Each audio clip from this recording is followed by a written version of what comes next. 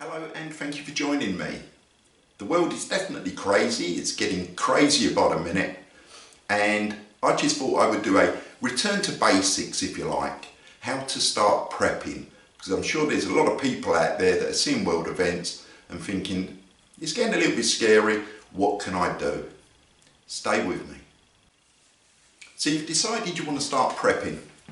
One of the first things I'd suggest is that you don't do it through fear. Try to be informed of what's happening, but don't be fear driven, and don't get into debt. That's very important. Right, let's crack on. First of all on my list, fire extinguishers, fire blanket, another type of fire extinguisher. The possibility of there being a fire in your home is there all the time, especially as we move more into electronic items and we've got things on charge. If the charger or the batteries are a bit dubious, yeah, quality control's pretty crap. You've all seen the news, you know how badly things can get. I'm not suggesting that you turn into Fireman Sam if your e-bike catches fire, but having a fire extinguisher or two and a blanket should or could aid your evacuation, and that's the important thing, getting out to live another day. The next item you want to concentrate, first aid kit. This one is something that I've been putting together over the last couple of weeks. It is pretty comprehensive. It deals with more traumatic injuries, if that makes sense, big bleeds, breaks, etc, etc. And I've just put it in a bag because it can just be grabbed and go. All I'm going to say is make sure you've got a comprehensive first aid kit. Hasn't got to be in a snazzy bag like that. Put it into ice cream tubs, takeaway containers, Tupperware containers, whatever you've got, label them up and make sure that you've got enough things like dressings, bandages, plasters, that sort of thing, so that you can actually deal with incidents until help arrives. If you can afford to, or you might be able to do it through work, get yourself on a first aid course. Yeah, it's a no-brainer really, isn't it? The ability to actually give yourself aid, or those that you're close to, or even members of the public, until more professional help can arrive. Food preps. I'm not going to go greatly into these because there are loads of channels on YouTube from all around the world and they deal with the prepper pantry much better than I ever will. All I'm going to say is start to get surplus food, ideally tinned food because it can be eaten hot or cold and it's got a good shelf life. But at the end of the day, that decision's yours. When you go shopping, if something's on special offer, yeah, take advantage of the buy one get one free, or just grab a couple of extra items. And you want to increase your food stocks. You haven't got to panic and go mad. Even if you just went and bought a couple of bags of porridge, yeah, and you go say for 4 kilos of porridge, it's not going to be a nice existence, but you can survive on that. In an earlier life, I survived for 7 days on Rice Krispies. That was it. And I know a lady that went through a tough patch and she survived on porridge for a month. So it's not ideal, but it can be done. But you need to increase your food stocks. You want enough to start with for an additional week and then build that up. 3 months, in my opinion, especially in the UK, is plenty. You do not need to push past that really. Why? Because I believe that if there is a problem or an incident in the UK that is that bad, the chances are if you've got 2 years of preps in your semi, in whatever town, you're not going to be able to keep hold of it. But that's another problem. So food preps, build up your resilience with food, get extra food in, and when you're doing that, make sure you buy an extra tin opener or two and tuck them out of the way so you've always got them. Next, you're going to need something to heat your food up to boil water or to cook with. If there's a grid down scenario, you've got no gas, you've got no electric, then you need an alternative method. I like the bistro type stoves. This one is made by Camping Gas. I've got another one here that's an unbranded one, and to be honest, the design is pretty much the same, and they take the same fuel canisters. The reason I've got two is because they are relatively cheap, and it's no good having a good stock of gas to use it if your stove develops a fault. So for the price of them, and also there's just me and the good lady, so there's two of us, so we can function on one quite well. If you've got a family of four, it might cause you more issues, so it might be beneficial then that you've got the two stoves, and it's equivalent obviously of using two rings at the same time. Obviously you're going to use twice as much gas. Gas canisters are these, they're resealable.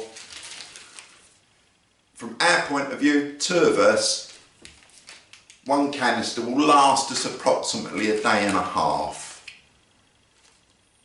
You might want to go along the lines of one canister per day for two people. Potentially, if there's four people, you're going to be looking at two canisters. So you need to actually factor that in. Purchase some gas for however long you anticipate you having problems. You might decide that you only want enough gas to be able to go off grid for a week. You might increase that to a month, 6 weeks, whatever. It doesn't like the cold weather, so what I'm going to say is you should, if you can, store your gas off-site. So if you've got a shed or a garage, put it somewhere out of direct sunlight, somewhere that you're not going to knock a box of tools on and puncture them, and where the kids can't get hold of them. But then should you need them, you're going to need to bring them in and warm them up. Be it wrap a blanket round it or just keep them indoors to reach room temperature, and then you'll find that they've got to function well. At temperatures from about 5 degrees Celsius and below, they struggle because they're going to be in a liquid form. So just bear that in mind. Lighting, again, grid goes down, you need the ability to see what you're doing and to carry out tasks. LED lanterns, these take 3 AAAs. They have a little hanging hook on the bottom. They have 3 magnets and then 2 handles. You pull it up and it's on. Push it down, it's off. If you've got a light fitting in your room, I assume you have, or a ceiling rose, the juice goes off, you can just do that, turn it upside down and hook the cable or your lampshade, whatever, through that hook, and it will give light into that room. 2 with batteries on Amazon, I think I paid about 12 quid delivered, so they're not mega expensive. I don't think you're going to need loads of them, perhaps 4, maybe 6 at a push, but they're worth having. You've also got candles of various designs.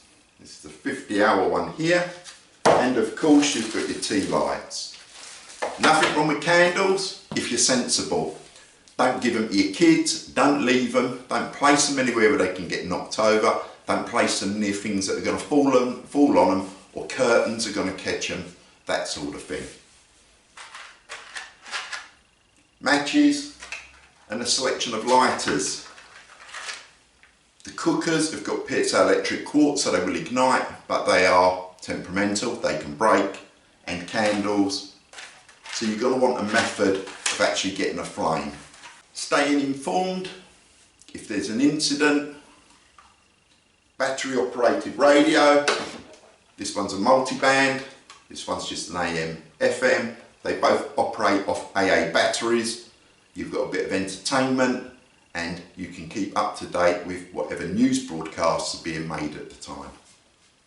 Going back to lighting, we've covered what you can use to illuminate rooms. Also, headlamps. Haven't got to be expensive. Energizer, takes AAAs, or this is a night core. that's probably 3 times the price of this one. For an emergency, the Energizer one is fine, but headlamps obviously focus the light on specific tasks. If you're repairing something, reading, sewing, cooking, then you're going to get more direct light from a head torch. And I would suggest that you purchase one for each member of your family. There's also handheld torches for looking under things, illuminating dark areas. Again, hasn't got to be expensive. This is an Energizer one. It's not an expensive torch. Runs off single AA, or you've got things like the Olight baton, which is CR123s, I believe this runs off, which is fine. But again, you could buy 4 of them for the price of that. So I would suggest not dirt cheap £2 torch that probably foul the first time you go to use it, but try and get something a little bit better. You haven't got to purchase what I would call professional grade torches. Something like that will be fine to get you through a relatively short period of time. Water. If you haven't got access to water, you know you're going to have drama. There are things, this one in here is the Soya Mini. Fine, does the job. However, you've also got things such as this, which is a British Berkfeld. It has ceramic candles inside, and there are pros and cons for both. Something like a Soya Mini, perfectly suitable for having in kits, go bags, etc. And you could use it at home at a push. Trouble is, it's quite a long-winded way of doing it with the Soya Mini. If there's 2 of you, then you're potentially looking at you're going to be treating at least 8 litres a day. If there's 4 of you, do the maths. It's going to be really tiresome, and your time will be better suited elsewhere. Yes, it can be done. Is it ideal? No, especially not when it's family. British Berkfeld, this one is just a 6 litre capacity, so the tank on it holds 6 litres because, as I said, there's only 2 of us.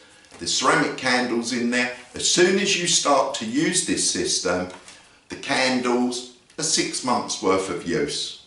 So I've got a set of spare candles in there, so if we started to use it, then we've got 12 months use. They are a little bit expensive. I think I paid about 130 quid for the filter, and the spare candles are around 40–50 pound. Things have probably gone up, but it's a decision that you need to make. Bearing in mind that water is probably one of the most important preps that you're going to have to think about. If you can't budget to that, get one of these. But as soon as your money, as soon as you're financially able to, then go over to a British Berkfeld, because it's just so much easier. You put your dodgy water, if you like, you pour it into the top of the reservoir. As I say, it holds 6 litres. It gravity feeds through the ceramic filters. Then there's a tap on the bottom. You just turn the tap, put your cup under it, and you've got water. So it is quite an easy method to do. Whilst we're talking about water, we all know that 1 litre of water is a kilo. So 2.2 pounds in weight, so it's quite heavy, it's quite bulky. I would recommend that you store some water if you've got the space for it, whether that's in food grade containers and you've put tap water in there because you're going to filter it or treat it to use it when it comes to time to consume it, or you can buy still water. You could get the 5 litre bottles in the supermarkets. They're not particularly expensive, and you should really look to store some of them. You're not going to be able to store a week's worth of water for your family within your property. You could, but you'd end up losing a third of a room wherever you're going to store it in. But you should have some water. If you've got access to a garden, the next thing would be water butts, that sort of thing. If you've got a shed or a garage, food grade containers are not expensive, and fill them up with tap water and change them out every 6 months if you're that bothered, but then you've got more of a supply. Water, as I said, is heavy. You might want to invest in some smaller containers so that you can decant it into that to lug around, to carry into your kitchen or whatever. I got this on Amazon. It's not too bad. I believe it's 10 litres. I put some rubber feet on it because it slid about, but the good thing about it, there is a big lid so you can get in there to clean it, but it's got a tap, so again you can have it on the side. And this would be treated water, obviously, not dirty water. Just operate the tap and fill your container. But hasn't got to be something like this. You just want containers that you can decant water in that makes it manageable for you to physically move about. While saying that, you might also think about getting some pipe or some tubes. Silicone, food grade tube, something like that. I would suggest at least a 10mm internal diameter, or a 1/4 inch, maybe 1/2 inch. And then if you have got big containers, you can siphon that off into the smaller ones. It just makes life easier than struggling by trying to lift, you know, a 20 litre or a 30 litre container and pouring it into something smaller. Jumping back a little bit, because I wasn't that as prepared as I thought I'd be, food. If you're going to get things like porridge and rice, that sort of stuff, and you want to keep it as your emergency food, so you're going to pack it away and it's not going to rip rotation so much, it's something there for you to fall back on. This was originally a water bottle, so it had spring water in it. Once the water's gone, wash it out, leave it to dry. It has to be completely dry, no water droplets visible in it. Then this one, for instance, I just filled up with rice. You keep putting it in, banging it to compress, keep putting it in, keep putting it in. Then I just wrote with a Sharpie on there, obviously what it is, when it was packaged, and I just put the instruction label on there as well. But this is a good way and a sturdy way to keep things like rice and pasta, that sort of thing, in manageable containers. And I would quite happily leave this at the back of the cupboard for perhaps 4 or 5 years. But you have to pack it into when the bottle is completely dry. If there's any water droplets in there and you add anything to it, then it's going to obviously go mouldy. Do not use plastic milk containers. They're fine when you buy them, they've got milk in, but that's it. That's why they're a use it and throw away jobby, because what happens is the plastic absorbs the proteins that are present in the milk. You won't see them, it doesn't matter if you stick it in a dishwasher and wash them out. If you put water in that, put a lid on, leave it at one side, within a week you'll start seeing green mould in it. And that is because of the enzymes from the proteins that have been absorbed into the plastic then leach back out into whatever's in there. So don't store water or food for consumption in milk cartons. You're going to want to purchase a good selection of batteries to get you over your anticipated problems, and you want something that's going to be applicable to the equipment that you've got. And the reason I'm saying that is when you're buying your torches and your headlamps and your LED lanterns, try and get those that take all the same battery. It's less faffing about. Treble A's or double A's. Then you can go onto something like Amazon, get 100 batteries for not a lot of money. They've got an alleged best before date of 10 years from when you buy them. They're not silly money. Stick it in the box with the rest of your kit, and that's going to give you the means to obviously keep your lights and your torches going.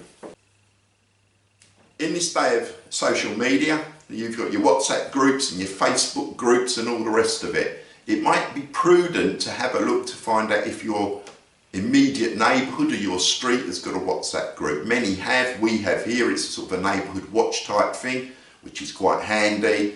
If there's drama, if there's someone suspicious, you can stick it on a WhatsApp group. Everyone's alerted to it and can come out or whatever. So that's something that's worth looking at. Obviously, don't tell them that you've got 30,000 tins of baked beans under your bed, because it might make you a target, but it will give you a little bit of sense of community and get you to be aware of what's happening in your immediate areas.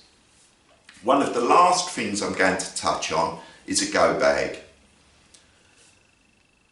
At this point in your preparedness journey, I would say check out your local councils, their websites, resilience pages, and see what they're suggesting.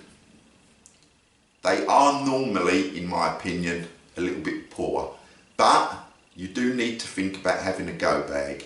I'm not going to say you're going to run off to the woods and live there for 3 days whilst you wait for everything to get back to normal, but it could be that if there is a problem and you've got to evacuate due to fire or whatever the reason is, it's going to be something major, because you're not going to leave your home unless your life's threatened. So it's always going to be something major. So there is always the potential that you're going to need to evacuate. And you're going to want a go bag with enough basics to see you through just a 24-hour period to start with. Because in the UK, I do strongly feel that if there is an incident, if help hasn't come within 12 hours, unless you live somewhere extremely remote, if help isn't rocking up within 12 hours of the incident, then you're probably going to be on your own for a very long period of time in the UK. So this 3-day thing that they do in the States is fine, because it was deemed that it would take 3 days, 72 hours for help to arrive. In the UK, I would say if help isn't there within 12 hours, it's not coming at all. So a 24-hour grab bag, which will see you through if you've got to go and kip on a mate's sofa, or try and get a room in a local hotel, or you're crashing out in a church hall because it is a localised event, is probably all you're going to need. If, however, you're of the mindset that it could be a lot worse than that, then that would be a whole different video. Anyway, I hope you found something useful in this video. It is, to me, the pure basics that you need to be looking at that will get you out of trouble. It doesn't necessarily mean that we're going to be invaded or we're all going to be marching off to war. But if there are dramas, and they are escalating, as we know, in the Middle East, last night the Yanks went in and carried out an attack into Iraq and Syria, potentially it can cause issues with supply chains. So it could just be that things are going to be harder to get hold of, and when there's not so many items about, the price starts to go up. So it's just a little bit of a safety blanket. It could be that, God forbid, you lose your job or ill health and you can't, you've lost income. So if eventually you've got 3 months worth of food, if that did happen to you, you've got a pretty good safety blanket whilst you wait for other things like sickness benefits or insurance to kick in. So it's just one less thing to worry about. If you find the video useful, give us one of them. I would love to read your comments. Bearing in mind, this is grassroots, back to basics. This is just for someone that isn't prepping already, but they've seen the state of the world and want to have a go. So from a basics point of view, share your comments, so that will help people that want to actually start being resilient and self-reliant. And if you like my content, then please do consider subscribing. Doesn't cost you anything, helps me out, bit of encouragement to get more material out there that hopefully people will find useful. Enough of my waffling. Have a fantastic weekend and stay safe. See you soon.